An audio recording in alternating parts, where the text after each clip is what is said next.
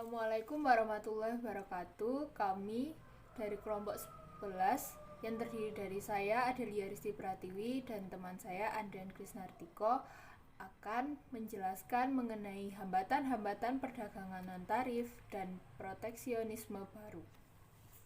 Tarif dan non-tarif. Tarif sendiri merupakan bentuk dari hambatan utama dari perdagangan internasional. Namun masih banyak hambatan non-tarif yang juga dapat menghambat terjadinya perdagangan internasional ini. Kebijakan tarif dan non-tarif ini merupakan salah satu kebijakan yang dilakukan oleh pemerintah dalam melaksanakan perdagangan internasional. Terdapat beberapa instrumen yang lebih kompleks, seperti pemberian subsidi ekspor, pembatasan impor, dan konsep pengekangan ekspor secara sukarela atau voluntary export restraints. Kuota impor. Kuota sendiri berarti pembakuan kuantitas, di mana hal ini merupakan bentuk pembatasan perdagangan non-tarif yang paling penting, atau bisa dikatakan sebagai pembatasan secara langsung terhadap jumlah impor dan ekspor. Contohnya saat pengusaha di Indonesia menetapkan jumlah tertentu dalam impor tekstil, maka jumlah batas yang telah ditetapkan tersebut tidak boleh dilanggar, kecuali jika pengusaha tersebut mau menerima sanksinya. Pembatasan ini biasanya berupa pembatasan pasokan sebanyak sekian ton atau sekian unit per tahun, maupun pembatasan nilai harga barang yang tidak melebihi sekian dolar per tahun. Dampak-dampak yang ditimbulkan dari adanya kuota impor, yaitu pertama, kuota impor dapat digunakan sebagai pelindung sektor industri domestik tertentu. Dan yang kedua adalah kuota impor juga dapat dimanfaatkan untuk melindungi neraca pembayaran suatu negara, seperti pencegahan adanya defisit di mana lebih besar impor daripada ekspornya. Perbandingan kuota impor dan tarif impor. Pertama, pemberlakuan kuota impor akan memperbesar permintaan, yang selanjutnya akan diikuti dengan meningkatnya harga domestik dan produksi domestik. Hal ini terjadi karena pada kenyataannya pemberlakuan kuota impor selalu meningkatkan harga barang yang diimpor di dalam pasar domestik. Kedua, kenaikan permintaan yang disebabkan oleh pemberlakuan tarif impor tidak akan mengubah harga domestik maupun produk domestik, dan akan meningkatkan konsumsi secara kuantitas impor. Ketiga, jika impor dibatasi, akan berakibat langsung pada meningkatnya permintaan yang kemudian memicu kenaikan harga. Dan keempat, dampak yang ditimbulkan oleh kuota dan tarif ini ialah dengan penerapan kebijakan tersebut, pemerintah tidak akan memperoleh pendapatan secara langsung yang berupa pajak impor. Hambatan non-tarif lainnya dan proteksionisme baru. Yang pertama adalah pembatasan kuota impor secara sukarela atau voluntary export restraints. Konsep ini mengacu pada kasus di mana negara pengimpor mendorong dan bahkan memaksa negara lain untuk mengurangi ekspornya secara sukarela. Biasanya juga dibarengi dengan adanya ancaman. Hal ini dilakukan karena dikhawatirkan impor tersebut dapat melumpuhkan sektor tertentu di perekonomian domestik. Dampak yang akan ditimbulkan jika pembatasan ekspor secara sukarela ini tidak berhasil, maka akan diberlakukannya kuota impor. Namun, jika ada keputusan kuota ekspor dari negara pengekspor itu sendiri, maka akan menyebabkan terciptanya keuntungan monopoli dari negara pengekspor. Secara keseluruhan, pembatasan ekspor secara sukarela ini kurang efektif dalam mengurangi arus impor bila dibandingkan dengan pemberlakuan kuota impor. Negara-negara pengekspor enggan membatasi ekspornya sendiri.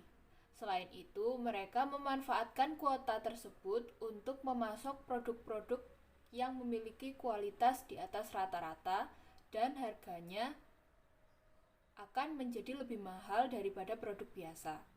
Jadi, mereka akan memanfaatkan batas kuantitas ekspor untuk memperoleh nilai penjualan semaksimal mungkin. Pembatasan ekspor ini membebankan biaya yang lebih mahal bagi negara pengimpor apabila dibandingkan dengan instrumen tarif yang mampu membatasi impor dengan jumlah yang sama. Dua adalah aneka standar dan ketentuan teknis, administratif, dan berbagai macam peraturan lainnya yang menghambat perdagangan impor. Terdapat beberapa cara yang digunakan pemerintah dalam memengaruhi intensitas perdagangan nasional.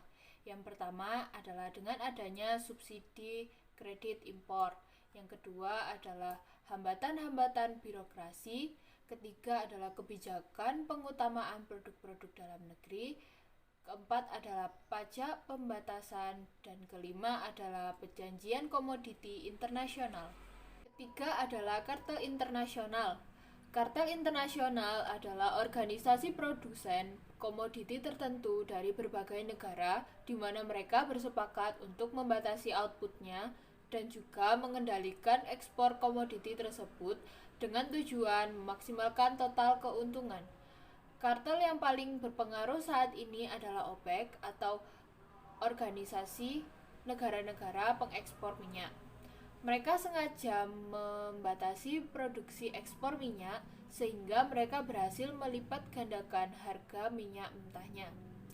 Ada beberapa hal yang menentukan berpengaruh tidaknya kartel internasional dalam membatasi tingkat output dan harga dari suatu komoditasnya, yaitu pertama, kartel akan memiliki sebuah peluang yang lebih besar untuk berhasil dalam menentukan harga jika komoditi yang mereka kuasai tidak memiliki pengganti yang setara atau tidak memiliki substitusi. Yang kedua adalah peluang yang diterima akan lebih besar apabila jumlah produsen atau negara yang memiliki komoditi tersebut sedikit, sehingga mereka akan memiliki lebih banyak keuntungan. Dan karena OPEC memiliki dua kriteria tersebut, maka mereka begitu kuat dan sangat berpengaruh. Tetapi jika jumlah pemasok bertambah, pengelolaan tingkat produksi komoditi tersebut akan sulit diorganisir dan melaksanakan kartel tersebut akan mengalami kendala. Keempat adalah dumping. Dumping sendiri adalah hambatan berupa ekspor dari suatu komoditi dengan harga jauh di bawah pasaran atau harganya lebih murah daripada harga yang ditawarkan di dalam domestik. Dumping diklasifikasikan menjadi 3 golongan. Yang pertama adalah dumping terus-menerus atau praktek banting harga. Yang kedua adalah diskriminasi harga yang bersifat predator, dan yang terakhir adalah dumping sporadik. Kelima adalah subsidi ekspor. Subsidi ekspor adalah pembayaran langsung atau pemberian keringanan pajak dan bantuan subsidi kepada eksportir atau pemberian pinjaman berbunga rendah pada pengimpor asing dalam rangka memacu ekspor suatu negara. Tujuannya ialah agar pengekspor dapat menjual barang di luar negeri dengan harga yang lebih murah sehingga lebih kompetitif. Namun, para ekonom menganggap bahwa adanya subsidi ekspor ini mengganggu mekanisme pasar bebas karena dapat mengakibatkan pola perdagangan yang berbeda dari yang ditentukan pada keunggulan komparatif. Selain itu, juga dapat menyebabkan kelangkaan barang tersebut di dalam pasar domestik. Dan di sini saya akan melanjutkan tentang ekonomi politik proteksionisme. Yang dimaksud dengan ekonomi politik proteksionisme itu adalah suatu kebijakan yang diambil pemerintahan suatu negara yang mengarah pada perlindungan ekonomi, yang mengetatkan perdagangan atau membatasi persaingan dengan negara-negara lain melalui cara-cara pembatasan arus ekspor dan impor barang dan jasa seperti tarif barang impor, batas kuota, dan berbagai peraturan pemerintahan yang bertujuan melindungi ekonomi dalam negeri. Ada dua argumen yang mendukung argumen ekstrim pro-proteksi. Yang pertama yaitu argumen ketenagakerjaan atau yang bisa disebut dengan employment argument. Yang dimaksud dengan argumen ketenagakerjaan adalah yang pada intinya mengatakan bahwa proteksi perlu diberikan demi mengurangi pengangguran domestik. Dan yang kedua ada argumen neraca pembayaran atau yang bisa disebut balance of payment argument, yang menyatakan proteksi itu perlu dilakukan demi mengatasi defisit neraca pembayaran suatu negara, yakni kelebihan pembayaran suatu negara kepada pihak luar negeri dari penerimaannya dari luar negeri. Selanjutnya, kebijakan perdagangan strategis. Kebijakan perdagangan strategis merupakan perkembangan terkini yang relatif maju dalam hal kebijakan perdagangan aktif dan proteksionisme. Menurut pendapat ini, negara dapat menciptakan keunggulan komparatif melalui proteksi perdagangan sementara, subsidi, keuntungan pajak, dan program kerjasama pemerintah dengan industri dalam bidang tertentu seperti semikonduktor, komputer, telekomunikasi, dan industri lain yang dianggap penting bagi pertumbuhan negara di masa yang akan datang.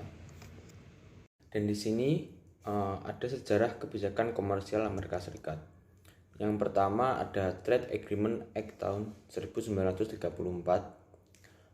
Prinsip umum yang melekat pada undang-undang ini menjadi dasar bagi seluruh undang-undang perdagangan berikutnya di Amerika Serikat.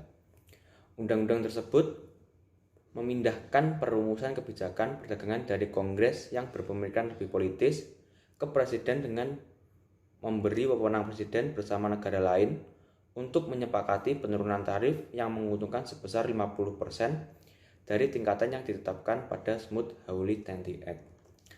Dan yang kedua ada General Agreement on Tariff and Trade atau disingkat GATT. GATT sendiri merupakan organisasi internasional yang dibentuk pada tahun 1947 dan berpusat di Jenewa, Swiss, yang mengajukan perdagangan lebih bebas melalui kesepakatan dagang multilateral. Awalnya, GATT akan menjadi bagian dari Organisasi Perdagangan Internasional atau ITO yang piagamnya disepakati di Havana pada 1948 untuk mengawasi perdagangan internasional.